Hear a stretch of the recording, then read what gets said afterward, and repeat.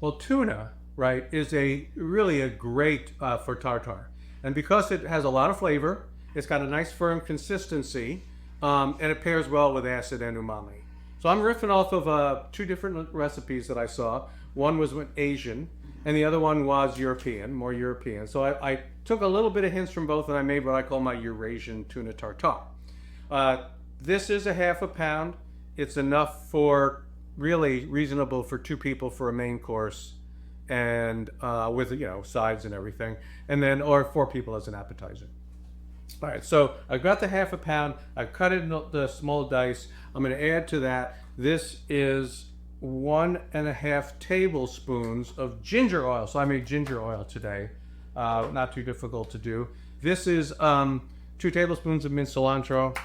This is simply just a teaspoon of minced scallion. I have a half a teaspoon of Fresno pepper. All right, this is going to be some of the spice that's going to be in there. This is mustard powder. Okay, so it's a teaspoon of mustard powder, not mustard. Yeah, I think it works a little better. This is gochujang. Okay, so it's 2 teaspoons of gochujang, and I'm gonna get that out of here. Got to get that down. Gochujang doesn't want to simply pour out of whatever vessel you happen to have it in. So we got that. Good. That's good. All right. And then I've got some lemon juice. This is it's like half of a tablespoon of lemon juice. Okay. Clean hand. This is the clean hand. So I'm going to put a pinch of salt, just a pinch, a few grains of black pepper. Okay. Now I'm going to just mix this up. Okay. Now there's a garnish that goes with this too, as I'm mixing.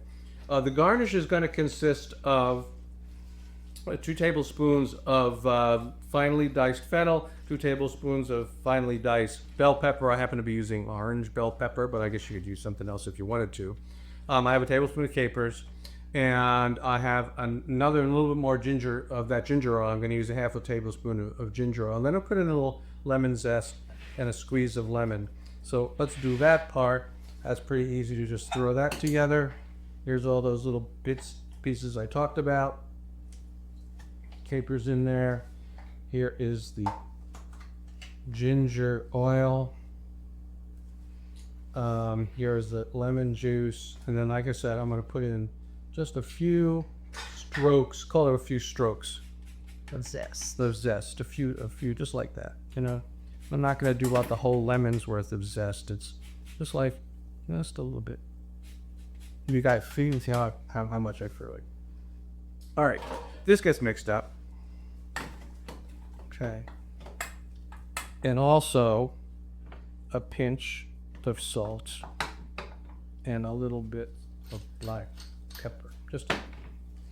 All right, we are now ready to plate. I mean, that's pretty much it, folks. Okay. Okay, we're ready to plate. So let's grab a plate and a ring.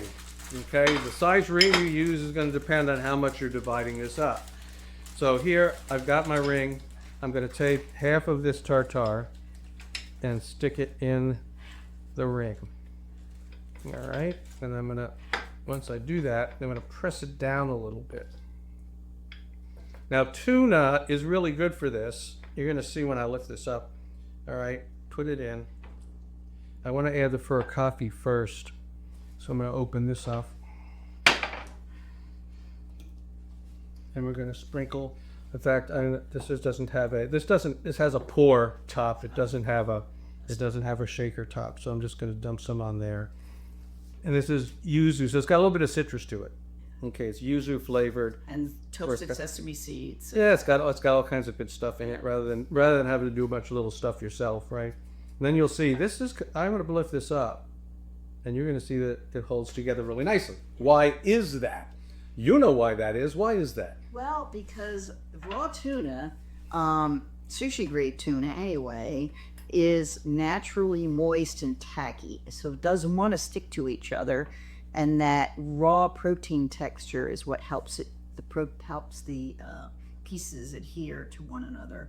Yeah. And so while you were explaining that, I was putting some of this garnish. I just call it a garnish. It adds flavor. I mean, it does it does actually complement it nicely, but what, I could have mixed it in, right? Yeah, I was thinking, why didn't you mix it in? Because it's prettier this way. Plating matters.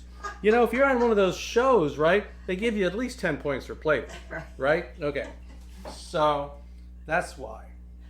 All right, so we're gonna let you give this a taste, and I'm gonna grab a little fork for you, which I probably should have brought out earlier.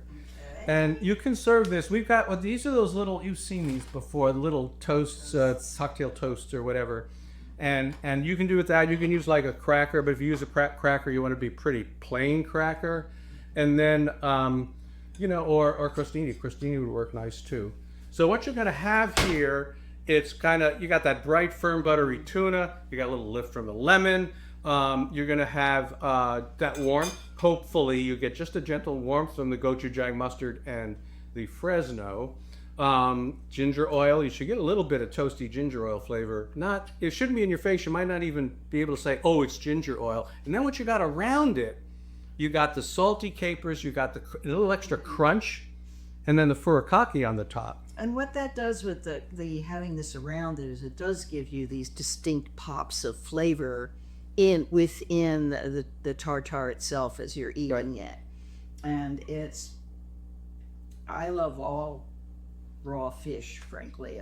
Yeah, but you can mess it up. Right, I could have messed it up. What do you think? Did I mess it up? Fish and acid, perfect. It's lovely. I can't wait to finish eating it. Okay. Well, thanks very much, folks. That is my Eurasian tuna tartare. Thank you for joining, and we'll see you next time.